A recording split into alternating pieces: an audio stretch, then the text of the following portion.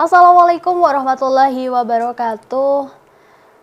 Sobat Satu TV yang dirahmati oleh Allah, pada kesempatan yang berbahagia kali ini kita kembali menyapa dalam Lentera Ramadan, Terangi Hati, Tebar Kebaikan. Bersama saya Alis Nawati dan pada kesempatan kali ini ditemani oleh rekan saya.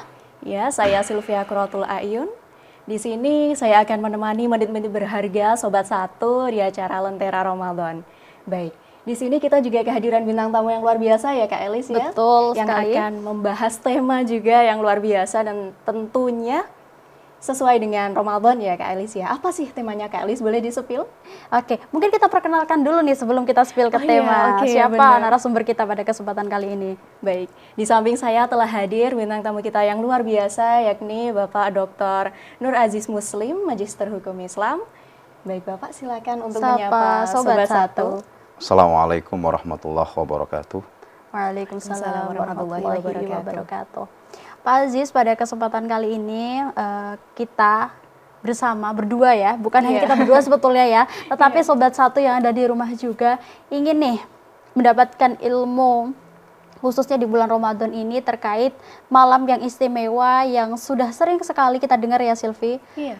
Malam yang katanya adalah malam penuh dengan kemuliaan, malam di mana kita bisa meminta kepada Allah banyak sekali hal dan kita bisa mencurahkan banyak isi dari hati kita, dan malam itu adalah malam Lailatul Qadar yang lebih baik daripada 1000 bulan ya Kak Elis ya. Betul sekali. Dan pada kesempatan kali ini akan kita bahas nih seputar bagaimana meraih kemuliaan pada malam Lailatul Qadar bersama Pak Aziz.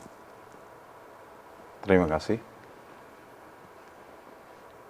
Sobat Satu TV yang dirahmati Allah Subhanahu wa taala. Berbicara masalah Lailatul Qadar, ini termasuk sirrun min asrorillah atau rahasia dari beberapa rahasia Allah Subhanahu wa taala. Pertanyaan yang muncul kemudian adalah kenapa Allah Subhanahu wa taala merahasiakan Lailatul Qadar? Yang pertama karena Lailatul Qadar itu adalah malam yang sangat istimewa, dan ketika misalnya ditentukan oleh Allah Subhanahu wa taala misalnya di hari pertama, hari kedua, hari ketiga atau hari ke-27 dan lain sebagainya, maka insya Allah kita sebagai hamba Allah ini tidak akan melakukan ijtihad, tidak akan melakukan upaya-upaya untuk menggapainya dan untuk mendapatkannya. Oleh karena itu maka Allah Subhanahu wa taala sengaja untuk merahasiakan yang namanya Lailatul Qadar. Tapi jelas di dalam Al-Qur'an disebutkan surat Al-Qadar, di sana disebutkan Inna anzalnahu fi Lailatul Qadr wa ma adraka ma Lailatul Qadr. Lailatul Qadri khairum min alfi sahrin tanazzalul malaikatu warruhu fiha bi'idzni rabbihim min kulli amrin salam. Salamun hiya hatta matla'il fajr. Yang secara konklusif di sana disebutkan bahwa yang namanya Lailatul Qadar itu adalah khairun min alfi syahrin, lebih baik dari 1000 bulan.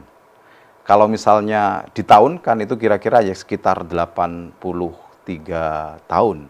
Kalau misalnya orang yang mendapatkan atau bertemu dengan Lailatul Qadar dan kebetulan mereka melakukan ibadah yang baik, amaliyah yang baik, maka berarti amaliyah yang baik dan ibadah-ibadah yang baik itu akan dikalikan dengan 83 tahun. Ini adalah hal yang sangat luar biasa, ini adalah hal yang sangat spektakuler, dan seharusnya kita sebagai umat Islam ini harus mendapatkan itu. Kalau kita misalnya setback melihat bagaimana historisitas daripada Lailatul Qadar, kita bisa membaca di dalam kitab Durratun Nasihin, di sana disebutkan bahwa Lailatul Qadar itu diberikan oleh Allah Subhanahu wa taala ketika itu malaikat Jibril menceritakan ada satu sosok nama, yang nama tersebut itu sangat luar biasa. Artinya orang ini melakukan jihad fisabilillah itu selama 83 tahun, yang pada waktu malam harinya dia selalu tahajud, yang pada siang harinya dia selalu berperang dengan orang kafir dan dia selalu berpuasa, dan orang ini sangat oleh Allah Subhanahu wa taala sangat dipuji. Dan kemudian Nabi Muhammad SAW menginginkan bahwa umat-umatnya juga mendapatkan hal yang seperti orang ini. Artinya pahalanya seperti orang ini. Oleh karena itu, maka kemudian oleh Allah Subhanahu wa taala dianugerahkanlah yang namanya Lailatul Qadar. Dan Lailatul Qadar ini kalau misalnya kita menemukan di malam-malam bulan suci Ramadan, maka secara kuantitas umur ini kita sama dengan umat-umat pada waktu dulu. Kalau misalnya kita melihat di umatnya Nabi Adam misalnya, umur mereka itu sangat panjang, ada yang kira-kira sekitar 2000 tahun lah. Terus kemudian umatnya Nabi Nuh kira-kira 1000 tahun. Kalau misalnya kita mendapatkan malam Lailatul Qadar, maka akumulasi umur kita secara kualitas ini bisa dibandingkan dengan mereka-mereka yang umurnya panjang. Jadi misalnya kita mendapatkan setelah 17 tahun lah ya, kita umur 17 tahun, setiap bulan mendapatkan Lailatul Qadar, maka kita akumulasikan umur Rasulullah itu adalah 63 tahun. Berarti dapat dikalikan lah satu tahun misalnya mendapatkan 83 tahun, maka sebanding secara kualitas amaliyah baik kita ketika kita mendapatkan Lailatul Qadar. Ya. Baik Bapak, berarti kita harus mengoptimalkan setiap malam di 10 hari terakhir nih, bukan hanya yang ganjil-ganjil saja. Apakah benar? Betul.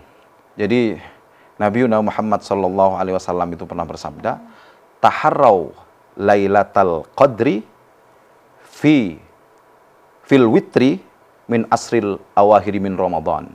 Maka artinya adalah bahwa hidupkanlah atau carilah Lailatul Qadar itu di 10 terakhir di bilangan ganjil dari bulan suci Ramadan.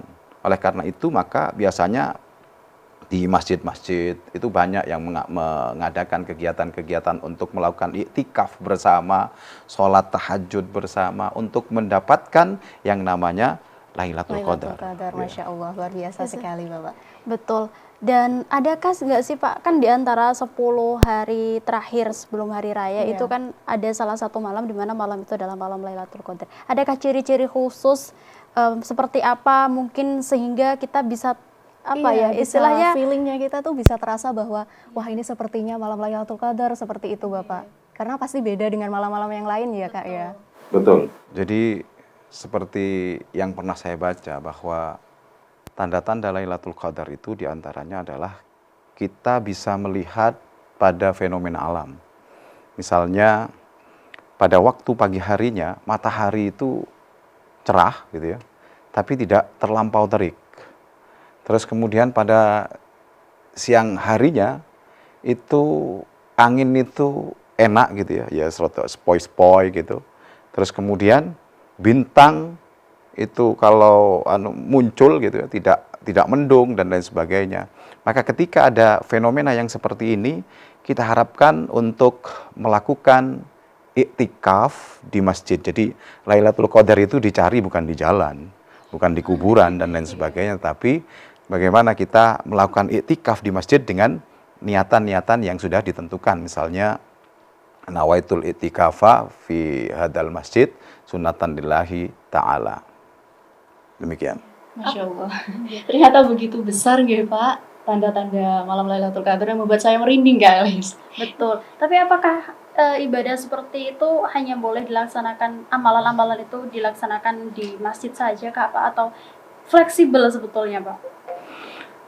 Iya, kalau misalnya kita melihat di mahasiswa misalnya, fenomena mahasiswa, kalau misalnya tidak bisa melakukan hal yang seperti itu, maka mahasiswa itu kan menuntut ilmu, terus kemudian mengerjakan tugas dan lain sebagainya, itu bagian daripada ibadah. Artinya adalah ketika malam Lailatul Qadar itu misalnya diisi dengan ibadah-ibadah yang tidak mahdhoh, mengerjakan tugas dari dosen dan lain sebagainya, atau mengerjakan skripsi dan lain sebagainya, maka Allah Subhanahu wa Ta'ala akan mencatat itu bagian dari ibadah. Dan ketika bertepatan melakukan hal-hal seperti itu dengan Lailatul Qadar, maka pahalanya akan dikalikan sesuai dengan jumlah dari Lailatul Qadar, yaitu 83 tahun kita melakukan ibadah itu. Nah, inilah keistimewaan dari Lailatul Qadar. Demikian, Mbak. Masya Allah, luar biasa. Jadi untuk teman-teman yang masih sibuk UTS ya, karena memang pada 10 hari terakhir ini kita sibuk-sibuk UTS pada malam Lailatul Qadar ya Kak ya? Betul. Nah itu, maka jangan sedih untuk melewatkan atau mungkin fokus ke tugasnya ya, karena kita nugas, kita dapat pahala. Betul. Karena kita juga masih kadang salah kaprah gitu loh, menganggap bahwasannya ibadah-ibadah yang bisa kita laksanakan dalam malam Lailatul Qadar itu adalah ibadah-ibadah seperti yang berdiam diri di masjid, kemudian zikir yang benar-benar itu harus memakan waktu banyak gitu. Iya. Tanpa kita sadari bahwasannya kita sebagai seorang mahasiswa menuntut ilmu itu juga bagian dari ibadah. Betul sekali. Jadi kalau misalnya ada tolab ya, kalau dalam istilah syariah itu dari Nabi, maka itu pasti bagian dari ibadah. Maka Nabi Muhammad SAW kan jelas mengatakan, tolabul ilmi faridatun ala kulli muslimin wa muslimatin. Utlubul ilma minal mahdi ilal lahdi. Bahkan yang terakhir hadis tersebut itu ada kata-kata utlub. Utlub itu kan fil amar. Kalau fil amar itu dalam kaidah fikih dikatakan al aslu fil amri lil wujub, wajib, dan kewajiban itu ketika dilaksanakan maka pahalanya juga akan mendapatkan pahala yang banyak. Apalagi misalnya kita mengerjakan tugasnya dari dosen, tugas yang nanti mengantarkan kita sebagai orang-orang yang berilmu. Ini tentunya Allah Subhanahu wa Ta'ala menganggap itu semua itu sebagai ibadah. Dan ketika misalnya melakukan itu bertepatan dengan Lailatul Qadar, maka Allah Subhanahu wa Ta'ala akan mengkali lipatkan pahalanya dengan apa yang didapatkan kita misalnya dalam Lailatul Qadar gitu. Oke. Dan mungkin bisa diberikan apa ya, Pak? Tips ya istilahnya. Iya, tips dan trik untuk mahasiswa bisa menggapai malam Lailatul Qadar seperti itu di tengah kesibukan ya. Bukan hanya nugas, pastinya mahasiswa juga ingin juga ngaji-ngaji juga seperti itu ya, Mbak Elis. Jadi kapan kita mengoptimalkan seperti itu atau gimana tips and triknya gitu? Atau seharusnya dalam pembagian waktu selama perkuliahan ini, khususnya di bulan Ramadan ini, sebetulnya apa yang harus kita prioritaskan dan mungkin ibadah itu letaknya di bagian yang mana? Imam Ibnu Ruslan pernah mengatakan demikian, wa kullu man bi ghairi ilmin ya'malu a'maluhu mardudatun la tuqbalu.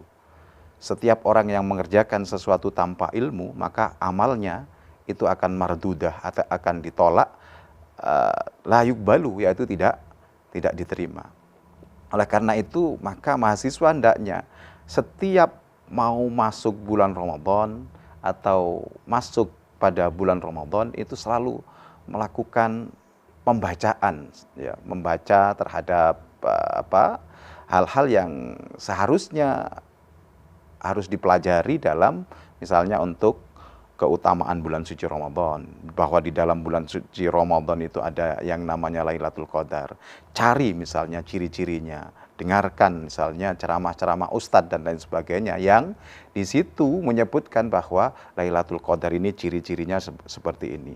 Kalau misalnya sudah didapat itu, maka kita bisa memilih apakah misalnya, kalau misalnya tugasnya lagi tidak begitu banyak, ya pergi ke masjid untuk melakukan itikaf, terus kemudian di sana sholat hajat, sholat sholat tahajud dan lain sebagainya. Karena di dalam hadis Nabi disebutkan, man qama lailatul qadri imana wa ihtisaban ghufira lahu ma taqaddama min dambi. Itu dalam hal-hal yang sifatnya ritual. Kalau misalnya ketepatan dia mendapatkan tugas dari dosen, maka tidak apa-apa. Kerjakan tugas itu, toh melakukan tugas atau mengerjakan tugas itu dianggap sebagai ibadah.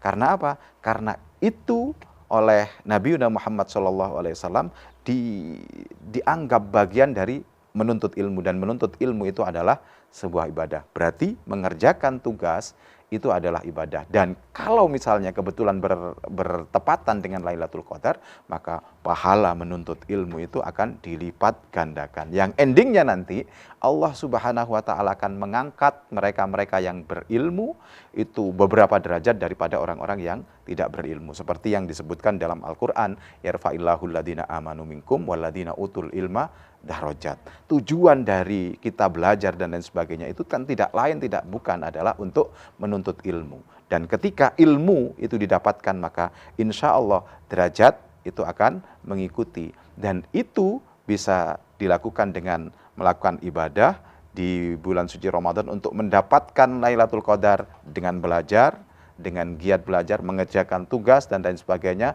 terutama misalnya mengerjakan skripsi yang nantinya akan tepat waktu. Karena ketika tepat waktu selesai, maka yang pertama orang tua akan senang, terus kemudian yang kedua dia oleh Allah Subhanahu wa Ta'ala dianggap sebagai orang yang sukses dalam melakukan ibadah tholabul ilmi.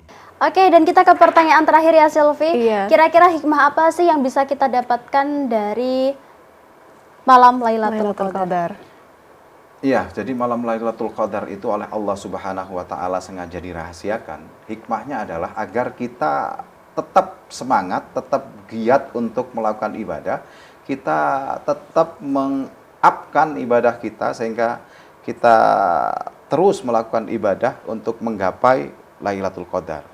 Dan ketika misalnya terus ibadah kita lakukan, insya Allah kita akan mendapatkan Lailatul Qadar. Dan ada satu pernyataan dari ulama, barang siapa yang melakukan sholat Isya, terus kemudian sholat subuh dengan berjamaah di bulan suci Ramadan terus menerus, itu pasti dia akan mendapatkan Lailatul Qadar. Kenapa? Karena orang yang sholat berjamaah, sholat Isya berjamaah itu dihitung oleh Allah Subhanahu wa Ta'ala itu sebagaimana melakukan qiyamul lail yang nisful lail. Qiyamul lail nisful lail itu sholat malam yang durasinya setengahnya ya. Tapi kalau misalnya sholat subuh berjamaah, maka dihitung oleh Allah Subhanahu wa Ta'ala melakukan qiyamul lail yang secara full. Nah, kalau misalnya itu dilakukan, itu para ulama berpendapat pasti dia akan mendapatkan Lailatul Qadar. Demikian. Oke, dan Silvi, kita dengarkan ya kesimpulan dari Bapak Aziz, baik. tentang materi kita hari ini. Iya, tentang malam Lailatul Qadar. Ya, jadi Lailatul Qadar itu adalah sirrun min asrorillah. Maka untuk mendapatkan yang sir itu, kita harus tetap melakukan ibadah 1 bulan Ramadan secara penuh. Semangatnya juga harus tetap di-up-kan sehingga kita mampu untuk menggapai Lailatul Qadar. Bagi Sobat TV yang kebetulan sekarang melakukan atau berstudi di UIN 1 yang kebetulan tidak mempunyai kesempatan untuk ibadah yang full misalnya, tidak karena ada tugas dan lain sebagainya, maka mengerjakan tugas itu Sobat 1 TV itu adalah bagian dari ibadah. Dan ketika misalnya tugas itu dikerjakan secara final, selesai dan lain sebagainya, maka Allah Subhanahu wa Ta'ala mencatat itu sebagai ibadah. Dan ketika kebetulan bertepatan dengan Lailatul Qadar mengerjakan tugas itu, maka sama kita seperti melakukan ibadah mahdhah yang misalnya iktikaf di masjid, wiritan di masjid, sholat malam di masjid, terus kemudian membaca Al-Quran di masjid. Demikian. Terima kasih ya Pak Aziz tentang topik kita hari ini seputar menggapai kemuliaan di malam Lailatul Qadar. Dan saya juga ucapkan terima kasih kepada Bapak karena telah membagikan ilmu, wawasan dan juga pengalaman Bapak kepada sobat-sobat 1. Dan saya menemukan satu hal yang sangat luar biasa Kak Elis. Apa itu? Oke, jadi untuk teman-teman sobat 1 ya, di antara 19.000 subscribers, benar. Oke, di situ untuk semester-semester akhir jangan sedih dan juga jangan stres ya untuk mengerjakan skripsi, karena mengerjakan skripsi sebagian dari ibadah. Dan juga untuk teman-teman mahasiswa juga jangan galau, jika kalian merasa bahwasannya saya bingung bagaimana saya melaksanakan ibadah di dalam malam Lailatul Qadar, padahal malam Lailatul Qadar adalah malam yang lebih baik daripada 1000 bulan, kita melaksanakan tugas, mengerjakan tugas dengan baik itu adalah bagian daripada ibadah. Dan teman-teman sekalian, itu tadi juga sekaligus menutup perjumpaan kita pada episode kali ini. Jangan lupa untuk terus menyaksikan Lentera Ramadan hanya di Satu Televisi, dan jangan lupa untuk follow seluruh akun sosial media Satu Televisi. Oke, aku Elis Nawati. Dan saya Sylvia Quratul Ayun. Saya Bapak Nur Aziz Muslim. Kami pamit undur diri. Jangan lupa untuk terus saksikan Lentera Ramadan. Terangi hati, tebar kebaikan. Assalamualaikum warahmatullahi wabarakatuh.